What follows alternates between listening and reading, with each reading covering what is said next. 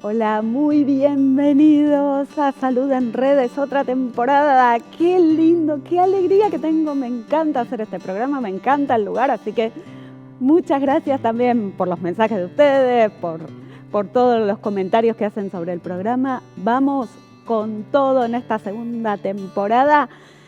Y hoy elegí un tema que me gusta a mí particularmente. También lo padezco un poquito, pero me encanta. Vamos a hablar de la ansiedad. ¿Sí? Vamos a hablar de ansiedad, ataque de pánico, ansiedad en la vida cotidiana. Vamos a hablar de ansiedad en la infancia, apego, pantallas. En el primer bloque vamos a estar con Sebastián Saravia. Tenemos un videíto de Nicolás Moriñigo y en el segundo bloque la pediatra Silvina Pedroso nos va a hablar un poquito de la ansiedad en la infancia. Hay muchas maneras de entender la ansiedad. A mí, como me gusta entenderla, como yo creo y desde ahí trabajo, es que la ansiedad es la forma en la que se ve, que se visualiza la energía psíquica. Energía, no es ni buena ni mala, no tiene condimentos. Se puede medir por mucho o por poco. Imagínate que, no sé, el aparato psíquico es una licuadora. Si metes frutas, metes mucha agua, desborda. Bueno, eso pasa con la ansiedad. Primera característica, entonces, que me gusta a mí, se mide por cantidad. La segunda característica que creo que es importante señalar de la ansiedad es que tiene que ver con el futuro, con la sensación de lo que va a pasar. A eso Freud lo llama expectativa angustiante. Esa sensación de está por pasar algo malo, de nunca llega lo que quiero. Y la tercera característica que te voy a dar, al menos yo, sobre la ansiedad, es que se ve en el cuerpo. Es energía psíquica, pero se ve en el cuerpo. Estamos inquietos, palpitaciones, sudor en las manos, nos movemos todo el tiempo, ese nudo en el estómago que no sabemos explicar qué nos pasa, eso es la ansiedad. Bienvenidos entonces a Salud en Redes, hoy ansiedad y ataque de pánico.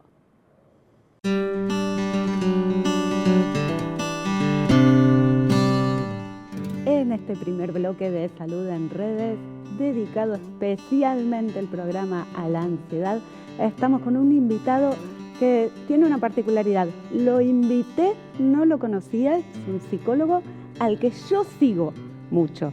Yo miro, consulto en las redes, a ver qué está haciendo, cómo explica determinadas cosas.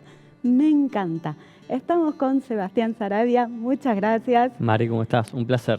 Y muy buen comunicador sos. Me gusta mucho eso, cómo comunicas tu cuenta Psico al Pie.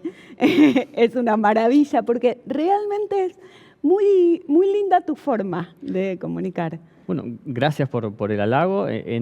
Trato de acercar, no de bajar, viste, que a veces se dice, no, tal cosa hay que bajarla a tierra, no me parece que tenga que ser bajado a tierra, pero intento explicarlo en los términos que a mí me gusta, me hubiera gustado entenderlo así en la facultad o que me lo hubieran comentado de esa manera y creo que coincide un poco el título de Psico al Pie con acercar alguna idea con la que uno puede coincidir o no de cosas que nos están pasando ahora. Totalmente. Bueno, a ver, decíamos antes de estar grabando, antes de cámara, decíamos que muchas veces la ansiedad, la forma más fácil de entenderla es por la vivencia propia, ¿no? ¿Qué es para vos la ansiedad y cómo viviste? Pienso a la ansiedad y también respondo en algo como vos lo nombrabas, que es una experiencia personal, y tomo mucho algo que decías al inicio, que es una experiencia corporal. La ansiedad se nota y se registra en el cuerpo. Todo el mundo tiene ansiedad. ¿Sí? Esto me parece que es una respuesta del organismo totalmente sana, adaptativa. Ansiedad es necesaria como respuesta de la cabeza y del cuerpo a poder organizarse frente a los eventos de la vida. El tema es, como decías vos también antes, y coincido con eso, cuando esa respuesta es excesiva, la situación que está por ocurrir, sea una entrevista de trabajo, una cita, algo con los hijos, o familiar o personal tuya, y tenés una respuesta como desadaptativa, excesiva, esa respuesta, ahí empieza a ser patológica, o cuando esa ansiedad empieza a ser como persistente en el tiempo. Entonces, yo ahí agrego como esas dos claves. Cuando se va de mambo, cuando es excesivo los recursos que pongo en marcha o cuando hace mucho tiempo vengo padeciéndolo. Y ahí está la diferencia. Hay una ansiedad sana, adaptativa, que tiene que ver con salud mental, que menos mal que me pongo nervioso por una situación. Entonces, si tengo que rendir un examen de la universidad, de acá a un mes me voy a poner a estudiar. Entonces, esa ansiedad te está haciendo estudiar para el día de mañana. Entonces, en ese sentido es adaptativa. Pero si empezás a padecerlo, a tener ataques de pánico, o empezás el día que tenés que ir a rendir, no vas, o cuando te hacen la primera pregunta te quedás en blanco, ahí esa ansiedad te está jugando una mala pasada. Como que te paraliza, como que Puede es ser tanta la ansiedad que te quedás como frenado y no... Bueno, eso es justamente uno de los efectos casi como contrarios o paradójicos, cuando uno tiene más ansiedad y le pasan muchísimas cosas adentro del cuerpo.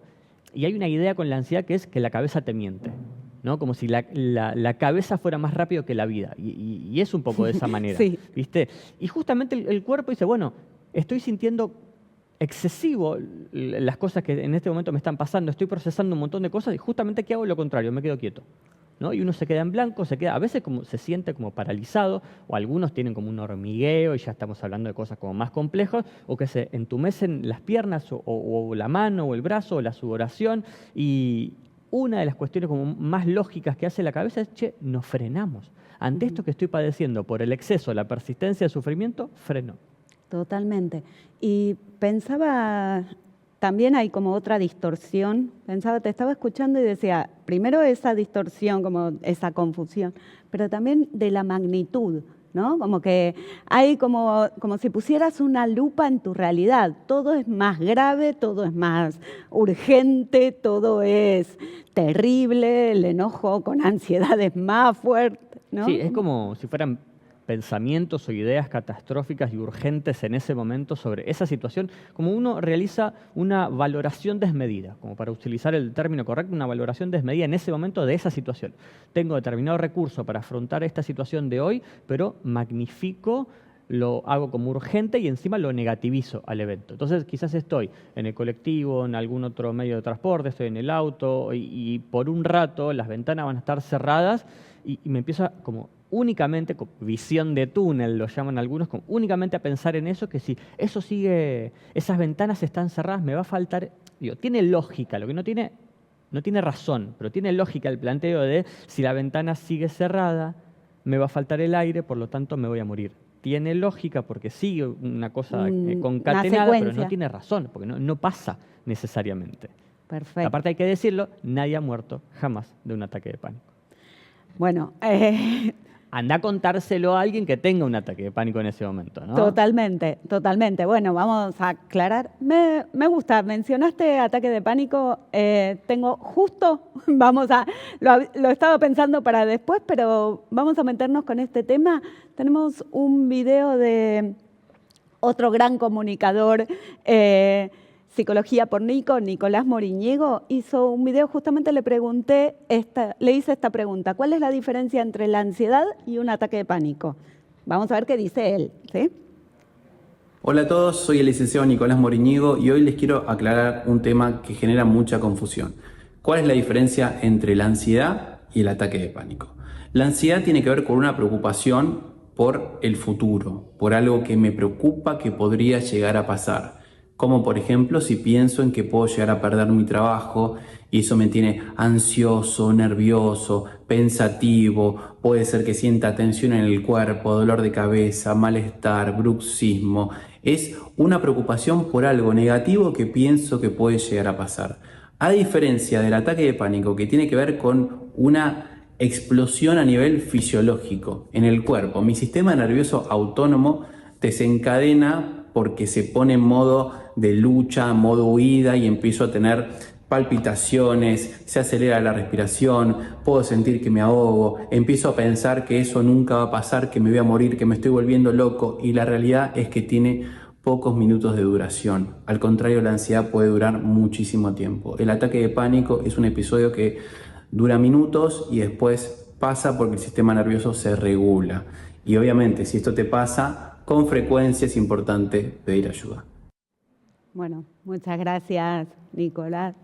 A ver, creo que mete la dimensión de la que vos estabas hablando en el ataque de pánico, que es el cuerpo y la sensación de que uno se está muriendo. Y no solo la convicción de que uno se está muriendo, que me parece a subrayar, ¿no? Sí. Quien tiene un ataque de pánico dice, estoy sufriendo un infarto. Sí. Sí, y ahí una de las últimas investigaciones respecto de eso que yo lo encontré, me pareció buenísimo. Dale. Se pensaba generalmente el infarto en esto del dolor de brazo, pero ¿sabes qué? En la investigación que se toma esa referencia siempre se hizo sobre varones. En cambio, a otras personas, a mujeres, por ejemplo, el dolor es más de espalda. Entonces, cuando hay algunos ataques de pánico para algunas mujeres, tiene que ver también o el dolor en el brazo o el ataque en la espalda, el dolor en la espalda. Entonces, siempre se pensaba únicamente, si me duele el brazo es como un ACV, lo que me va a dar es como un infarto, pero estaba tomado únicamente esa referencia desde los varones. Por ejemplo, lo traigo porque el infarto en las mujeres generalmente se ve de otra manera. Es más un dolor de espalda cercano a la zona, pero no es del brazo. Entonces, eso me sirvió para poder ubicar, bueno, cómo vive una mujer un ataque de pánico, por ejemplo, ¿no? Que no siempre es el dolor en el brazo. Por otro lado, sumo, y coincido con lo que decía Nico recién, que es esta la dimensión temporal. La cuestión de un trastorno de ansiedad, pero como más general para decirlo así, o la ansiedad patológica, tiene que ver con algo a futuro, con algo de mañana o después o hasta dentro de unos minutos. En cambio, el ataque de pánico es ahora, en este momento. Entonces, esta convicción, esta certeza imposible de dudar de me estoy por morir y me voy a volver loco, como si uno no fuera dueño de su propio cuerpo y no pudiera manejar ni su cabeza ni su cuerpo. Lo más lógico que en ese momento hace la cabeza es, empieza a evitar. Si esta situación que me generó un ataque de pánico, que hay un inicio entre 5 a 20 minutos, pico máximo a los 10, términos bastante generales, pero puede llegar a durar hasta casi 40, 50 minutos un ataque de pánico, pero generalmente entre 5 y 20 minutos, pico máximo a los 10, pero después empieza a bajar. Y tiene que ver con ese momento. Es ahora ya la sensación, insisto, que me voy a volver loco, de que no tengo registro ni control sobre mi cuerpo y que me voy a morir. En cambio, una situación más de ansiedad tiene que ver con algo a futuro. Perder el trabajo, perder la pareja. Puede ser más duradero, puede durar horas, días, puede estar durando. Y tener pensamientos también negativos, pero la idea es que se tenga que empezar a trabajar. En cambio, el ataque de pánico, sí o sí, puedes terminar en la guardia. Mari, seguramente lo habrás escuchado, hay gente que termina, hace 20 minutos, 30 minutos, estoy así, terminé en la guardia, medicación, estabilizado y ojalá después arrancar terapia. Totalmente. A ver, yo voy a hacer la aclaración. Siempre el diagnóstico de ataque de pánico posterior a todos los estudios médicos y como descarte de si una persona siente que le está pasando algo, estoy teniendo un infarto, urgente a la guardia y después hablemos de ataque de pánico. Y en esos momentos vos decís, bueno, hay gente que puede terminar en la guardia, hay gente que termina con medicación y después terapia. ¿Qué hacemos? Llega la terapia, tengo ataques de pánico. ¿Qué respuesta le podemos dar? Yo creo que ahí es importante primero comenzar a entender que hay situaciones de la vida que tenemos que empezar a aceptar y a acomodarnos a eso. Y yo pienso ahí rápidamente dos cosas, que no tienen que ver con cuestiones como demasiado técnicas. Tiene que ver con la idea de uno sale de aquello que conoce, entonces empiezo a entender lo que me está pasando, si tengo información, si encuentro un profesional empático en quien poder ayudarme, que me brinda información, no buscarla en otros lugares, ni eso, sino que, o hasta en todo caso, gente que quizás lo utiliza en aplicaciones, ChatGPT o lo que sea, la información que buscaste trae la terapia. Así la charlamos, encontré esto, hice esto, bueno, pero conversémoslo, ¿qué buscaste? ¿Qué te parece importante? Porque para mí tiene que ser importante lo que para el paciente es importante. Si en algún momento, porque sufrió un ataque de pánico y se fue a hacer tirar las cartas, para mí es importante esa información. Lo que sea importante para el paciente, para mí debe serlo en ese tiempo de terapia. Entonces, primera cuestión esa, tratar de buscar información, de saber que uno sale de aquello que entiende, o por lo menos lo principal es aceptarlo, me está sucediendo algo, y también si hablamos en términos más freudianos, ansiedad, señal. ¿Viste? Como algo está pasando, así que a revisar las situaciones de la vida. Pero por otro lado también algo que a mí me interesa muchísimo acercar es las amistades. Si hay una forma de trabajo que hace bien la actividad, correr, comer más sano, dormir mejor, la higiene de las pantallas, obvio. Ahora, para mí es fundamental, volver a las amistades. Si tenés a tus amigos un poco lejos, volvé a escribirles. Si hace mucho que no salís, volvé a salir. Si te gusta salir con tu pareja, salí con tu pareja. Si te gusta ir al teatro, volvé a hacerlo. Me parece que esas cosas como sencillas, que cualquiera de nosotros las puede hacer, y no buscar, no, el término es este, en realidad lo que te pasó. Che, hablale a tus amigos de nuevo. Conectá de nuevo con tu familia, con tu gente. ¿Te gusta el fútbol? Anda a la cancha. ¿Te gusta el fútbol? Jugalo. Esas cosas más sencillas creo que nos pueden hacer bien. Totalmente de acuerdo. Creo que si hay algo opuesto a la ansiedad, es el placer y los vínculos con los demás. Muchísimas gracias, Sebastián. La verdad que re claro, me encantó. Muchas gracias. En el próximo bloque vamos a estar hablando de ansiedad en la infancia con la doctora Silvina Pedrouso.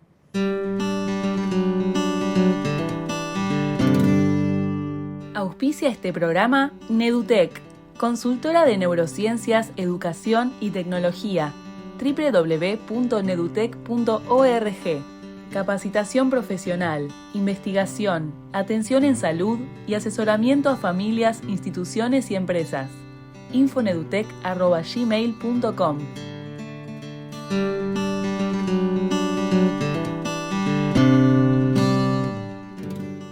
En este segundo bloque de Salud en Redes vamos a estar hablando de ansiedad en la infancia. Y para eso invité a una persona a la que admiro muchísimo, veo trabajar, tengo la suerte de estar en un equipo gigantesco, en un grupo con ella, así que puedo ver todos sus aportes. Es la doctora Silvina Pedrouso, especialista en desarrollo infantil y pantallas, secretaria en la Sociedad Argentina de Pediatría, la Sociedad Argentina de Pediatría. ¿Cuál es tu cargo? Presidente de la Subcomisión de Tecnología de la Sociedad Argentina de Pediatría. Ahí está. Era importante, en serio, era importante. Gracias, Silvina. Bueno, estuvimos hablando de ansiedad en general, de ansiedad en la vida adulta, y los chicos pueden tener ansiedad. Sí, claro que sí. Bueno, es un honor que me hayas invitado, pertenecer a un grupo con vos, que es el grupo RIDIT. Y bueno, estamos viendo la clínica de niños con este tipo de desbordes psíquicos, de energía psíquica, con manifestaciones físicas desde la infancia temprana. ¿Y qué es lo que veo en el consultorio? Un poquito para poner en tema, sí. Si un chico chiquitito, si un niño pequeñito puede tener o no ansiedad. Lo que estamos viendo es niños que tienen la habilidad emocional, que no toleran frustraciones, que no toleran la espera, que por ahí tienen dolores cuando van a ir a la escuela o cuando van a tener una situación que antes estaban adaptados y después no pueden afrontarla, que tienen problemas del sueño, problemas de la atención, de comportamiento, de un montón de cosas que tienen que ver con por ahí no poder gestionar los estímulos que reciben del ambiente. Ajá. Y te cuento un poco por qué. Sí. Bueno, esto tiene base, más que nada hablando de desbordes de energía psíquica, tiene que ver con el vínculo esencial que se establece entre los cuidadores y ese niño desde chiquitito, que es el vínculo del apego. El vínculo del apego significa que ese cuidador o esa cuidadora esté sensible, disponible y que le brinde respuestas necesarias a sus necesidades justamente. Si ese acople, ese vínculo no se da de esa manera y el cuidador no está tan presente y disponible, o es ambivalente, a veces sí, a veces no, o directamente casi nunca está, se produce algo que tiene que ver con que el niño empieza a sentir que su base no es segura y que todo lo que sucede afuera puede llegar a producirle un daño o le produce o puede sentirlo como estresante. Claro. En un ambiente que, ¿qué sucede? En estas épocas, las familias están pendientes, cada cuidador, de su propio dispositivo, donde ese niño está buscando la respuesta, el cuidado, la conexión, y muchas veces lo encuentra y muchas veces no. Y por otro lado, cuando tiene estos desbordes psíquicos que pueden ser de todo esto que estuvimos hablando, probablemente para calmarlo le den un dispositivo. Eso es fundamental a recalcar. A ver, las pantallas no pueden reemplazar o ser como la contención que una mamá, un papá o quien cuide le brinde a un chico. Tampoco pueden ser negociaciones, ¿no? Armas de bueno, te lo doy, sí. Te lo doy, sí, si te bañás, te doy la pantalla. Bueno, entonces esto es muy importante lo que decís, porque el chico aprende que en la situación de estrés o de angustia o de cualquiera de estos desbordes, recibe un estímulo de un objeto que lo único que produce, más allá de no generar nada que construya la regulación, produce un sobreestímulo. Claro. Entonces, hablando como médico en esta parte, como pediatra del desarrollo, a nivel cerebral tenemos un centro que es el que regula el estrés, que se llama la amígdala. Si ese niño, por ejemplo, por el uso de pantallas, está sobreexpuesto a estímulos de luz, color, sonido y movimiento, duerme mal, está sobreprotegido al extremo en todas las situaciones cotidianas o directamente no es mirado por el propio uso de la tecnología o por cualquiera de las dificultades que tienen hoy en día una familia a nivel de ser hiperproductivo sí o sí.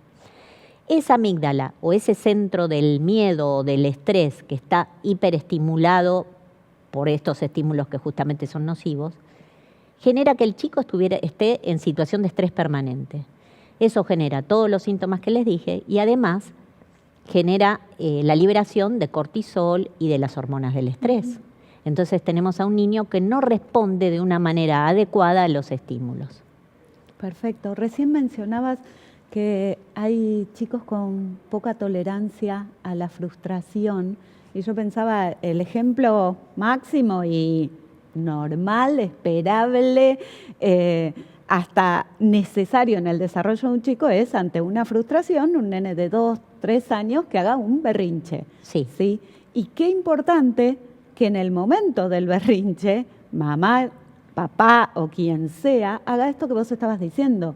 En vez de calmarlo con una pantalla, tomar las riendas de la situación, de lo que está pasando, explicarle, estás enojado porque te dije que no, hacerse cargo y no sumarse al bolonqui de la frustración donde nunca más después vamos a poder aprender y tener tolerancia a las frustraciones. Es genial lo que decís.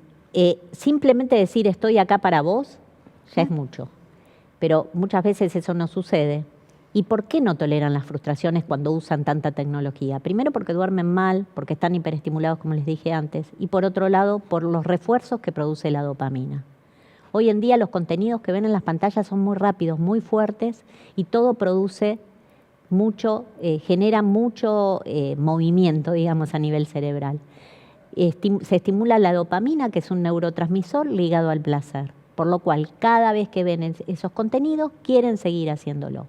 Y todo lo que sucede, el aprendizaje, el desarrollo, lo que sea en la vida cotidiana, requiere procesos. Claro. No es la respuesta así fácil.